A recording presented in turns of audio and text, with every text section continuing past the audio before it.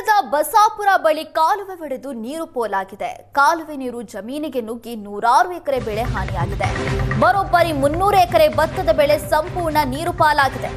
ಜಮೀನಿಗೆ ನೀರು ನುಗ್ಗಿದ್ರಿಂದ ಭತ್ತದ ಬೆಳೆ ನೆಲಕ್ಕಚ್ಚಿದೆ. ನೀರಿನ ರಭಸಕ್ಕೆ ಜಮೀನಿಗೆ ಹೋಗುವ ರಸ್ತೆ ಕೂಡ ಕೊಚ್ಚೋಗಿದೆ. ನಿರ್ಲಕ್ಷ್ಯ ವಹಿಸಿರುವಂತಹ ಅಧಿಕಾರಿಗಳ ವಿರುದ್ಧ ರೈತರು ಈಗ ಆಕ್ರೋಶ ವ್ಯಕ್ತಪಡಿಸಿದ್ದಾರೆ. ಕಾಲುವೆ ಒಡೆದು ನೀರು ಜಮೀನಿಗೆ ನುಗ್ಗಿದ್ರಿಂದ ಲಕ್ಷಾಂತರ ರೂಪಾಯಿ ಮೌಲ್ಯದ ಭತ್ತದ ಬೆಳೆ ನೀರ್ಪಾಲಾಗಿದೆ. ರೈತರು ಈಗ ಆಕ್ರೋಶ ವ್ಯಕ್ತಪಡಿಸ್ತಾ ಇದ್ದಾರೆ ಅಧಿಕಾರಿಗಳ ವಿರುದ್ಧ. ಜೊತೆಗೆ ಜಮೀನಿಗೆ ಹೋಗುವಂತ ರಸ್ತೆ ಕೂಡ ಕೊಚ್ಕೊಂಡು ಹೋಗಿದೆ.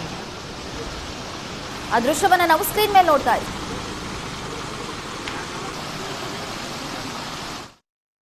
ಏನಿಲ್ರಿ, ಕುಡಿಯೋಕ್ಕಂತ ನೀರು ಬಿಟ್ಟಿದ್ರು ರಾಯಚೂರಿಗೆ, ಮಾನವಿ, ಸಿಂಧನೂರು ಕುಡಿಯೋಕೆ. ಕೊಪ್ಪಳ ಇಲ್ಲಿದ್ದ ಎಲ್ಲ ಮಾನಿ ಕಡೆಗೆ ನೀರು ಬಿಟ್ರೆ ಗುದ್ದು ಬಿದ್ದೈತಿ. ಗುದ್ದು ಬಿದ್ದಾಗ ಅಧಿಕಾರಿಗಳಿಗೆ ಹೇಳಿದ್ರೆ ಗಮನಕ್ಕೆ ಮಾಡಿಲ್ಲ.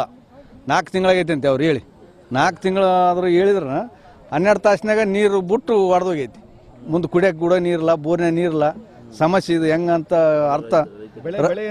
ಬೆಳೆ ಲಾಸ್ ಆಗಿ ಹೋಗ್ಯವ್ರು ಎಲ್ಲ. ಒಂದು ಕೊಪ್ಪಳ ತಾಲೂಕಿನ ಬಸಾಪುರ ಬಳಿಯ ತುಂಗಭದ್ರಾ ಎಡದಂಡೆ ಕಾಲುವೆ ಒಡೆದ ಪ್ರಮಾಣವಾಗಿ ಇದೀಗ ಅಪಾರ ಪ್ರಮಾಣದ ನೀರು ಪೋಲಾಗಿ ಭತ್ತದ ಗದ್ದೆಗಳು ಹಾನಿಯಾಗಿರ್ತಕ್ಕಂಥ ನನಗೆ ಕೊಪ್ಪಳ ತಾಲೂಕಿನ ಬಸಾಪುರ ಗ್ರಾಮದಲ್ಲಿ ದೃಶ್ಯದ ಬಲಭಾಗದಲ್ಲಿ ನೋಡಬಹುದು. ಇದನ್ನು ರಾತ್ರಿ ತುಂಗಭದ್ರಾ ಎಡದಂಡೆ ಕಾಲುವೆ ಒಡೆದು ಏನು ಅಪಾರ ಪ್ರಮಾಣದ ನೀರು ಪೋಲಾಗಿದೆ. ಒಂದು ನೀರು ಇದೀಗ ಅಕ್ಷರಶಃ ಒಂದು ಭತ್ತದ ಗದ್ದೆಯಲ್ಲಿ ನಿಂತ್ಕೊಂಡು ಹೋಗಿರ್ತಕ್ಕಂಥದ್ದು. ಹೀಗಾಗಿ ಸಂಪೂರ್ಣವಾಗಿ ಇದು ಭತ್ತದ ಗದ್ದೆ ರೀತಿಯಲ್ಲಿ ನಿಮ್ಗೆ ಕಾಣ್ತಾ ಇಲ್ಲ, ಯಾವುದೋ ಒಂದು ಹಳ್ಳದಲ್ಲಿ ನಾವಿದೆ ಅನ್ನೋ ರೀತಿಯಲ್ಲಿ ನಮ್ಗೆ ಕಾಣ್ತಾ ಇದೆ.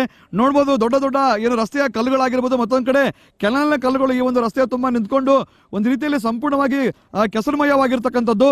ಮತ್ತೊಂದು ಕಡೆ ನಾನು ನಿಮ್ಗೆ ತೋರಿಸ್ತೀನಿ, ಭತ್ತ ಸಂಪೂರ್ಣವಾಗಿ ನೆಲ ಕಚ್ಕೊಂಡು ಹೋಗಿರ್ತಕ್ಕಂಥ ನಾವೀಗ ಆ ದೃಶ್ಯದಲ್ಲಿ ಕಾಣಬಹುದಾಗಿದೆ. ನೋಡ್ಬೋದು ನಾವು ದೃಶ್ಯದಲ್ಲಿ ನಿಮ್ಗೆ ಇಲ್ಲಿ ಭತ್ತ ಇರ್ತಕ್ಕಂಥದ್ದನ್ನ ನಾವೀಗ ನಿಮ್ಗೆ ಕಾಣಬಹುದಾಗಿದೆ.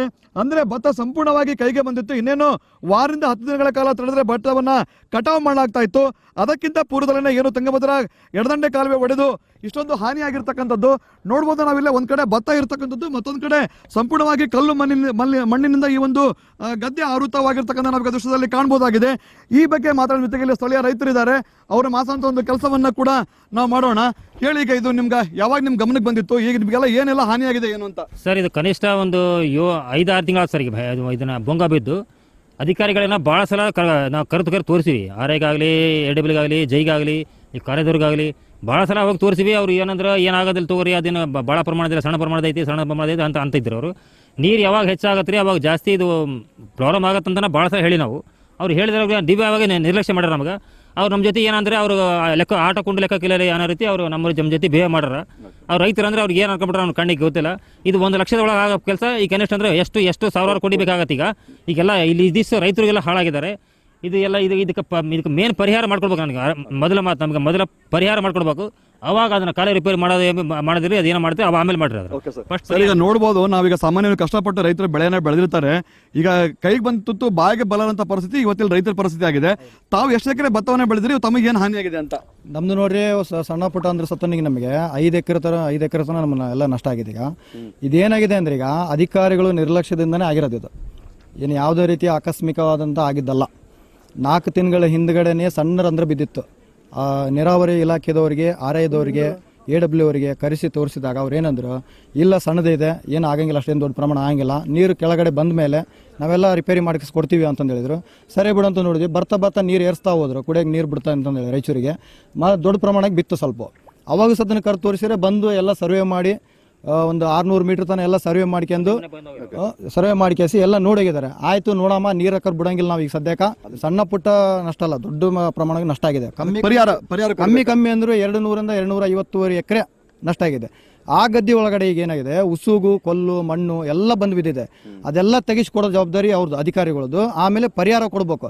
ಯಾಕಂದ್ರೆ ಇನ್ನೂ 15 ದಿವಸದೊಳಗೆ ಭತ್ತ ಬರ್ತಿತ್ತು, ಅದನ್ನ ಕೊಟಾವ್ ಮಾಡ್ತಿದ್ವಿ ನಾವು. ಎಲ್ಲ ಖರ್ಚು ಮಾಡಿದ್ವಿ, ಈಗ ಲಕ್ಷಾನುಗಟ್ಟಲೆ ಖರ್ಚು ಮಾಡಿದ್ವಿ. ಈಗ ಅದೆಲ್ಲ ಪರಿಹಾರ ಕೊಡಬೇಕು. ಮೊದಲು ಪರಿಹಾರ ಕೊಟ್ಟ ಮೇಲೆ ನಾವು ಆ ಕಾಲಕ್ಕೆ ದುರಸ್ತಿ ಮಾಡಕ್ಕೆ ವ್ಯವಸ್ಥೆ ಮಾಡಿಕೊಡ್ತೀವಿ ನಾವು. ಕೊಪ್ಪಳಿಂದ ಕ್ಯಾಮ್ರಾಮನ್ ಸಮೀರ್ ಜೊತೆ ದೊಡ್ಡ ಶೆಲ್ಗಾರ್, ಏಷ್ಯಾನೆಟ್ ಸುವರ್ಣ ನ್ಯೂಸ್.